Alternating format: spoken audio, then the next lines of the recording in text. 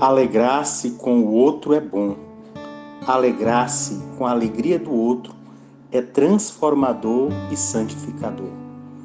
É com esta frase que desejo chegar até você, partilhando de nossa alegria e juntos escutarmos o que o Senhor nos diz. Hoje, segunda-feira, 23 de dezembro, é o Dia Nacional do Vizinho e Dia do Atleta Amador. Vamos com muita atenção escutar o que o Senhor nos diz por meio do seu Evangelho de hoje. É o Evangelho de São Lucas, capítulo 1, os versículos dos 57 ao 66, que diz: Completou-se o tempo da gravidez de Isabel, e ela deu à luz um filho. Os vizinhos e parentes ouviram dizer como o Senhor tinha sido misericordioso com Isabel, e alegraram-se com ela.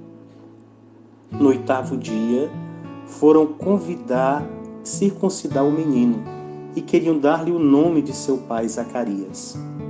A mãe, porém, disse: Não, ele vai chamar-se João. Os outros disseram: Não existe nenhum parente teu com esse nome.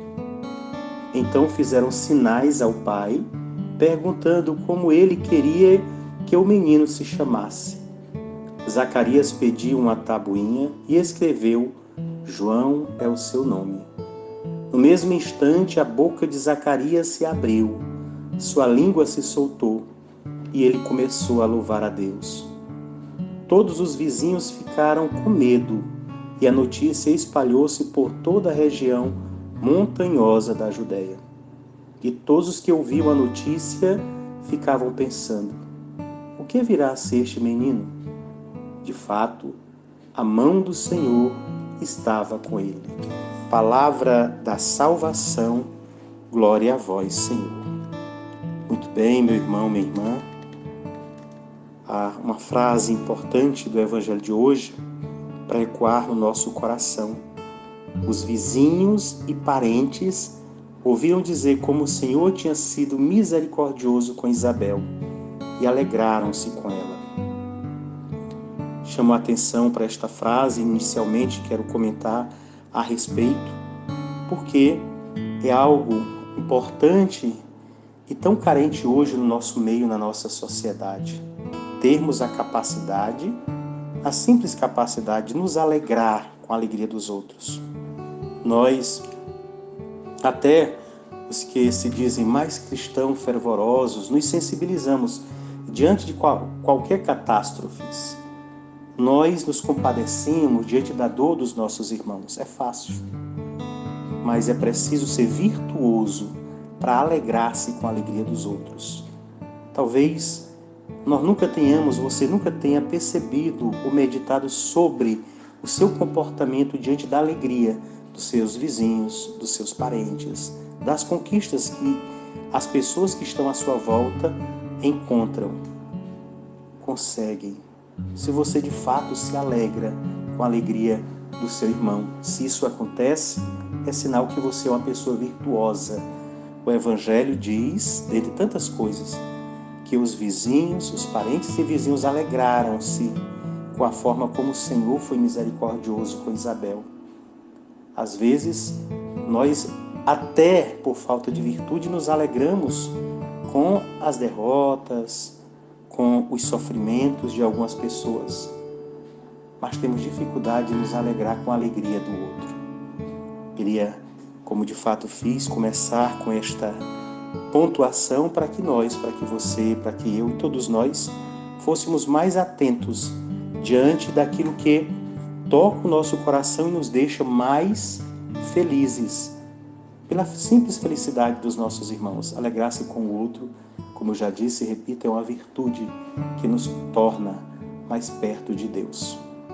Continuando o nosso olhar para o Evangelho, o nascimento de João Batista, o precursor, aquele que prepara o caminho do Senhor, no sentido de anunciá-lo, mas também de deixar os corações e as pessoas preparadas para reconhecer e assim acolher o Senhor.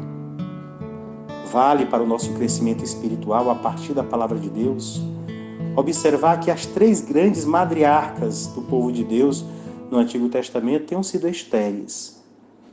Lembremos inicialmente a esposa de Abraão, Sara. Ela deu à luz já na velhice, a ponto de temer que caçoassem dela. A esposa de Isaque, Rebeca, também concebeu apesar de ser estéril. Sua gravidez foi resultado da súplica dirigida a Deus pelo seu marido. Igualmente, a esposa de Jacó, Raquel, só foi capaz de gerar por especial intervenção divina. Outros personagens importantes da história de Israel também nasceram de mães consideradas estéreis. Tal é o caso de Samuel, nascido de Ana. Isso para recordarmos, neste momento tão precioso que nós vivemos, à espera do momento de fazermos memória do nascimento do Salvador e que, portanto, com ele nós fazemos memória de todos nós que existimos, que nascemos.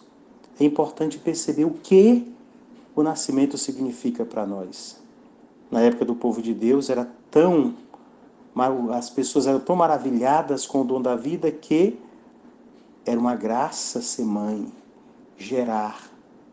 Hoje, tantas pessoas que têm esta capacidade abrem mão ou não valorizam esta capacidade de gerar, de ser mãe. O nascimento de João Batista chama a atenção. Por isso a gente vê a forma como o Evangelho mostra o acontecimento, narra o acontecimento, como as pessoas elas estão interessadas, os vizinhos, os amigos, estão interessadas pelo nascimento de João Batista, ao ponto de mostrar que elas estavam lá entusiasmadas, alegraram-se inicialmente com a misericórdia de Deus em relação a Isabel, e depois, na hora do nascimento, estavam lá. Tudo isso e tantas interrogações que saíam a respeito do nome, não aceitavam o que Isabel tinha escolhido, foram pedir a opinião de Zacarias e daí por diante. Isso porque elas tinham certeza, como o Evangelho conclui, que a mão do Senhor estava com ele, pelo fato da gravidez de sua mãe já numa idade avançada. João Batista, como nós sabemos pela Bíblia, já no ventre prepara a sua mãe. E João Batista também prepara o seu pai Zacarias, porque ele lá, no momento em que foi anunciado que ele seria pai, por meio da gestação de Isabel, ele não crê e fica mudo. Agora aqui ele é obediente. Aquele que inicialmente perde a voz por falta da sua fé, agora é obediente ao que o anjo diz, o mensageiro de Deus. E novamente ele retorna a falar. E a primeira coisa que diz o Evangelho que ele faz ao voltar a falar é glorificar a Deus. Ele que tinha deixado de falar é porque não tinha confiado na misericórdia de Deus. Agora, quando volta a falar pela ação misericordiosa de Deus, ele glorifica o Senhor. Os dois fatos importantes que eu quero chamar a sua atenção hoje primeiro, para vencermos a inveja e sermos capazes de nos alegrar com os nossos irmãos. Nos alegrar não só com as coisas que são boas para nós, mas nos alegrarmos com as coisas que são boas para aqueles que estão à nossa volta. E nos alegrando, assim sermos capazes de verdadeiramente glorificar a Deus. Só desta forma nós somos capazes. Por isso, eu convido você a rezar comigo. Eu vou rezar mais calmo, mais lento, para que você possa acompanhar. Rezemos juntos. Senhor, eu te louvo por todas as pessoas amigas, vizinhos, parentes e conhecidos que se alegram com as minhas alegrias. São estes, Senhor, que são pessoas de moral, pois realmente conseguem ser resilientes. Estamos tão carentes de pessoas com estes comportamentos, estas bonitas e cristãs atitudes de se alegrarem com a alegria dos outros. Faz-nos, Senhor, assim, capazes de nos alegrarmos, de nos entusiasmarmos com tudo que promova o bem-estar espiritual dos que estão à minha volta. Tudo isso eu vos peço em Cristo nosso Senhor. Amém.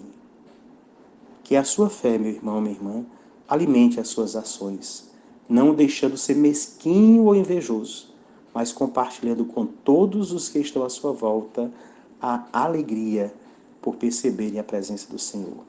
Abençoado dia, e que todos os instantes sejam vividos na graça do Pai.